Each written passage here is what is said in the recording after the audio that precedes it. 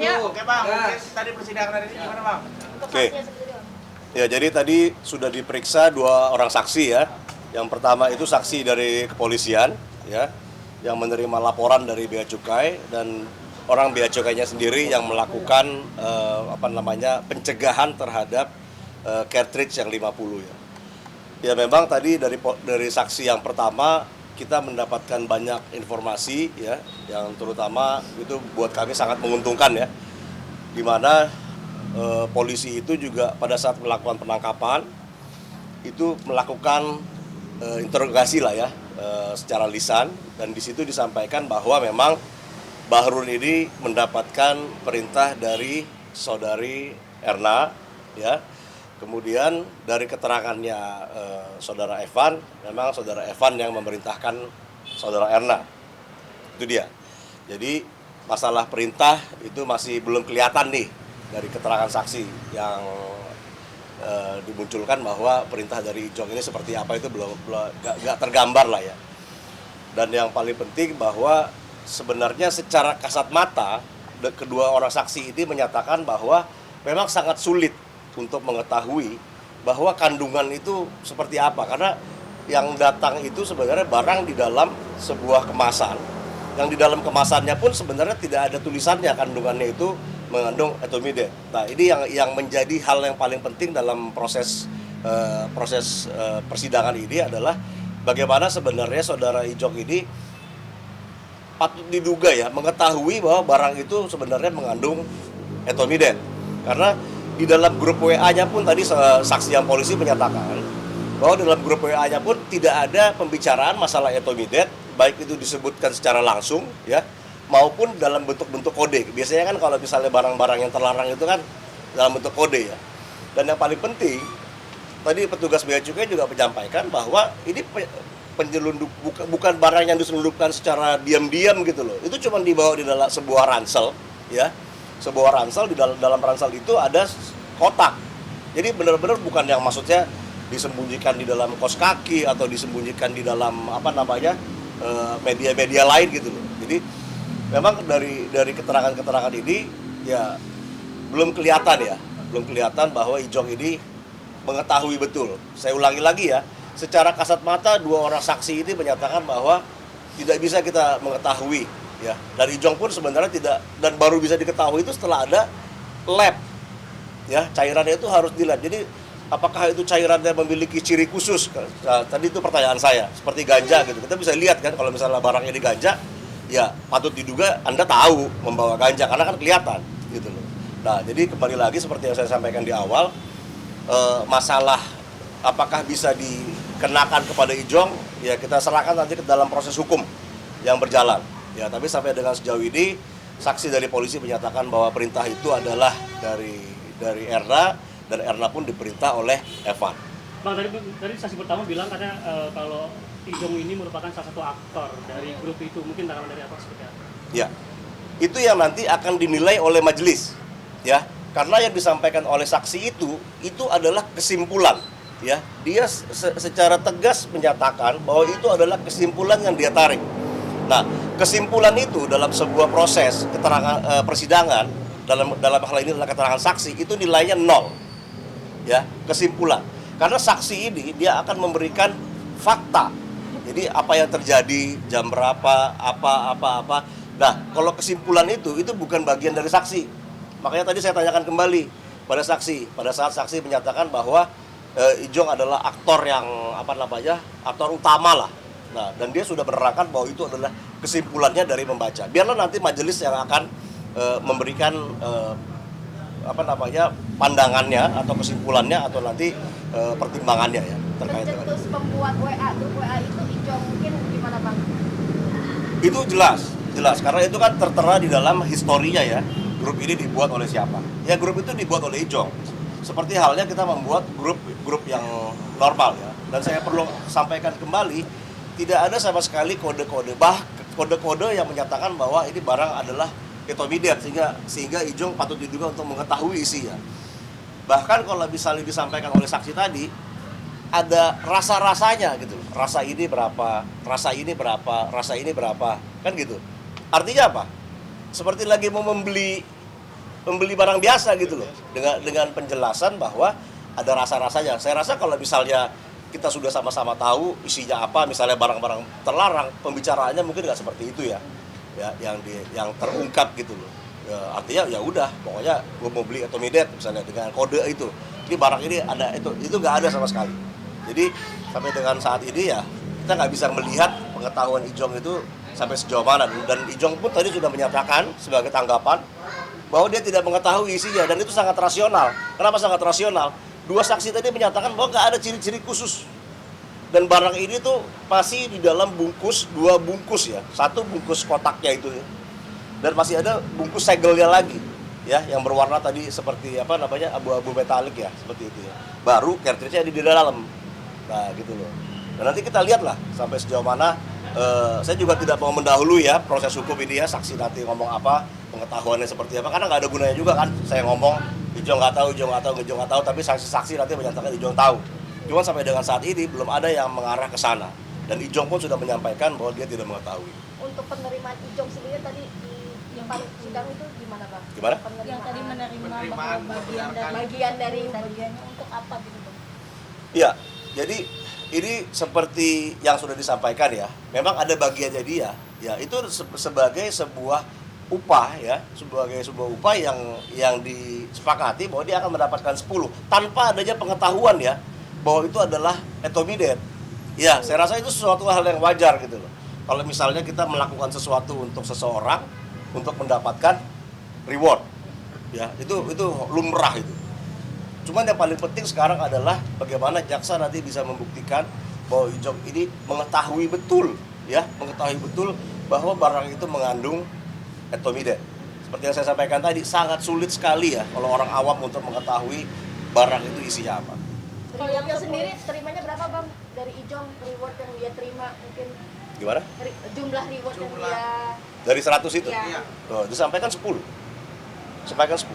Yang 10 itu untuk Ijong dikonsumsi kah atau untuk dijual lagi? Ya seperti vape ya, seperti vape itu kan dikonsumsi pribadi ya. Jumlahnya juga cuma 10 kok. berarti dalam bentuk vape yang tidak berupa uang atau Enggak. Jadi dititipin dengan dibilang nanti akan dikasih gitu loh 10. Ya saya rasa itu ya reward seperti itu atau bayaran seperti itu kan enggak selamanya melalui uang. Oke Pak, berarti secara indikasi ini Ijong ditarik langsung oleh asistennya Ririn atau seperti apa sih? Artinya ya tadi Abang bilang Ijong tidak mengetahui adanya zat Atomidet itu. Iya nggak ada ya, satu dia asistennya Ijong ya. Yang kedua untuk yang isinya itu memang dia nggak mengetahui lah. Dia sama sekali tidak mengetahui. Ya cuma nanti kita sambil jalan ya. Kita akan lihat nih, jangan kata saya nih. Yang penting kata-kata saya itu nggak penting. Tapi yang penting adalah apa yang terbukti nanti di muka persidangan. Nggak ada gunanya saya bilang Ijong nggak tahu, ternyata nanti saksi-saksi bilang Ijong tahu. Cuman apa yang disampaikan kepada saya dan apa yang disampaikan tadi sama Ijong di depan persidangan bahwa dia sama sekali tidak mengetahui, dan itu sangat logis sekali bagaimana kita bisa mengetahui barang itu yang ada di dalam kotak, yang disegel lagi, terus ada di dalam cartridge ya, yang disampaikan bahwa memang untuk mengetahuinya itu ya harus di lab ya. Ijong nggak memiliki kapasitas untuk melakukan hal tersebut gitu loh, dan hanya orang-orang tertentu saja yang memang memiliki sertifikasi yang bisa melakukan hal tersebut. Tadi nama Ririn sempat disebut di persidangan, mungkin sepengetahuan Abang, Ririn ini dalam kasus ini seperti apa keterlibatan Yang saksi? pasti tidak ada sama sekali BAP ya Ririn, karena kalau misalnya ada ada keterlibatan pasti di BAP. Jauh Ya. belakangin nggak ada. Jadi nggak ada sama sekali. Tadi nggak ada, itu aja. Yang 10 itu sempat dibuka dulu sama Ijong atau gimana? Nah, itu nanti ya, itu kan belum ada di dalam fakta persidangan. Yang saya mau bahas ini adalah apa nanti yang terungkap dalam fakta persidangan bisa kita bahas. Selebih itu saya nggak mau bahas. Mbak, berarti asistennya Ririn ini melakukan hal tersebut di belakang sepengetahuan dari Ririn juga atau bagaimana? Ini Bukan asisten. Ini asistennya Ijong. Oh, Ijong. Asistennya Ijong, bukan Tadi asistennya itu Ririn. makanya ada kata-kata asisten Ririn. Tadi kalau kita cermatin lagi bahwa disampaikan itu dari hasil interogasi langsung yang menyatakan bahwa ini adalah, itu pun dibilang ini adalah asistennya Ijong. Jadi ini kesering bareng gitu. Jadi mungkin ada mispersepsi di situ karena sering bareng Ijong dan Ririn disampaikan juga ini asisten keduanya, banyak juga yang beredar begitu, asisten Ririn, asisten Ijong, asisten kedua. Cuman kami konfirmasi dan pastikan di sini nggak ada hubungannya sama Ririn sama sekali, termasuk asistennya. Ini pure Ijong yang mempekerjakan. Ya. Bang Boy, update kondisi Ijong sudah sehat? Apa masih bolak-balik check up sakit atau bagaimana bang? Untuk bolak-balik check up sih untuk saat ini sudah tidak ya. Cuman kalau kondisi dari sakitnya ya masih sama seperti yang saya sampaikan di minggu lalu gitu ya, pemulihan semakin membaik karena ya kita mohon doanya supaya Ijong juga segera pulih gitu. Cuman untuk pengecekan bolak-balik pengecekan tentang sakitnya sudah tidak dilakukan, itu hanya pemulihan Masih saja. konsumsi obat dari Konsumsi obat masih rutin dikonsumsi. Kankernya boleh gimana mungkin? Kalau dari indikasi kankernya sendiri kita belum dapat informasi hasil biopsinya. Itu mungkin lebih ke keluarga yang dikasih tahu hasil dari biopsinya itu. bang. Berarti stadium apanya belum tahu ya bang ya? Stadium apanya dan cancer apanya, apakah cancer atau bukan, itu kami masih belum dapat informasinya. Bang, kondisi Bang Ijong kan sekarang kan berat badannya terlihat makin kurus dan seperti masih bewokan, kayak tidak terurus. Ini seperti apa sih, mungkin keluarga suka mengunjungi atau bagaimana? Keluarga mengunjungi dan berkomunikasi dengan kita tentunya pasti, cuman kondisi Ijong yang semakin kurus atau berewokan itu ya dari Ijongnya sendiri, cara makannya dan mungkin penampilannya gitu. Saya nggak bisa menanggapi kenapa brewok atau kurus gitu ya, namanya menjalani proses hukum, mungkin ya itu bagian dari yang harus dijalani dan kondisi dari badannya sendiri gitu. Kalau bisa stres nggak sih? Psikisnya sendiri gimana bang? Tentunya karena Ijong ini pertama kali menghadapi proses hukum dan sebagai terdakwa ya pasti ada tekanan dan pukulan lah dari dalam dirinya gitu. Apalagi dia kan yang nggak pernah tersandung dengan kasus seperti narkotika atau obat keras seperti ini, dan ini yang pertama gitu, pasti ada lah. Sudah bertemu anak-anaknya atau? Kalau bertemu sampai saat ini saya belum dapat informasi Ijong udah bertemu anak-anaknya gitu ya.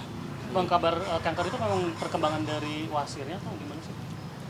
Kalau cancer itu jadi pada saat dilakukan operasi wasirnya itu memang ditemukan ada sedikit benjolan yang tidak normal selayaknya wasir, yang diduga berdasarkan informasi dari dokter Polri itu ada kemungkinan cancer stadium awal gitu. Cuman memang belum dikonfirmasi dari hasil biopsi apakah itu benar-benar cancer karena riwayat dari keluarganya Ijong sendiri memang ada papanya dan saudaranya yang punya riwayat cancer. Cancer usus betul. Bang, ini kalau untuk dari Ijong sendiri mungkin di tahanan seperti ini oleh itu nanti tidak semua. Ririn pernah menjenguk dan memberikan support melalui kami tim kuasa hukum tentunya ya, dan tapi apakah intensitasnya sering atau tidak ya standar aja, sudah menjenguk dan tetap komunikasi kepada Ijong melalui kami gitu. Ini jenguk apakah ditemani oleh lawyer? Selalu ditemani sama kita tim lawyer. Membawa apa kira-kira? Apakah membawa makanan untuk Ijong atau seperti apa? Ya layaknya orang berkunjung aja lah, membawa makanan dan pakaian, satu lapis pakaian seperti itu, hanya memberikan support saja lah. Bang, perihal soal isu Ririn dilarang oleh Ijong untuk menjenguk itu berarti tidak ada ya bang? Nggak ada larangan Ririn untuk menjenguk Ijong, itu tidak ada. Untuk menegaskan sebenarnya status mereka berdua tuh seperti apa sih bang? Sudah suami istri kah atau? Oh, itu kalau itu bukan kewenangan kami sepertinya untuk menjelaskan statusnya Ririn dan Ijong seperti apa gitu. Bang, Oke. berarti untuk Ijong sendiri bisa dijenguk seminggu berapa kali atau apakah everyday sudah bisa dijenguk? Untuk menjenguk Ijong itu sesuai dengan jadwal jengukan yang ada di lapas gitu ya. Kalau saya nggak salah Senin, Rabu, Kamis, dan Jumat dan Sabtu kalau nggak salah gitu. Mungkin bisa dikonfirmasi ke lapas. Dan di hari itu keluarga jenguk atau sesekali saja? Sesekali di dalam waktu kunjungan itu yang diperbolehkan lapas, sesekali keluarga menjenguk. Ririn jenguk sebelum sidang atau mungkin setelah masa sidang ini berlangsung? Sebelum persidangan Ririn pernah menjenguk Ijong lah untuk memberikan support gitu. Mungkin ada update perihal setelah persidangan, ada nggak sih rencana untuk Ririn bertemu dengan Ijong bang? Mungkin menjenguk Ijong sendiri. Gimana? Sorry? Setelah persidangan nanti ada nggak sih mungkin rencana dari Ririn menjenguk Ijong di lapas? Kita belum dapat konfirmasi untuk hal itu setelah persidangan apakah Ririn menjenguk atau tidak. Cuman yang jelas Ririn dan keluarga intens berkomunikasi dengan kami, memberikan support untuk Ijong gitu. Ya, kan? Oke, terima kasih.